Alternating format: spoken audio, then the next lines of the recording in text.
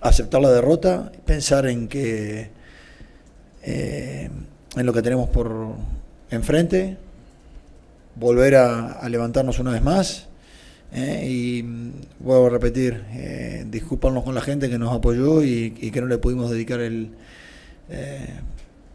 torneo. Buscaremos en el torneo de liga recompensarlos y ojalá que lo podamos hacer. Que la sensación que teníamos en el vestuario no la quiero sentir nunca más. Eso es lo que más he aprendido, entre todos. Esa sensación que tuvimos de vacío al terminar el juego no la podemos tener. Y hay que aprender esa sensación, y esa sensación hay que saber que no la tenemos que volver a sentir, y para no sentirla tenemos que ser mejores. Y nosotros estamos igual, y lo que dije anteriormente, le pido disculpas por no haberle podido dedicar el triunfo, el título que se lo merecían, y lucharemos partido tras partido, día tras día, por poder dedicarle el título que tanto merece.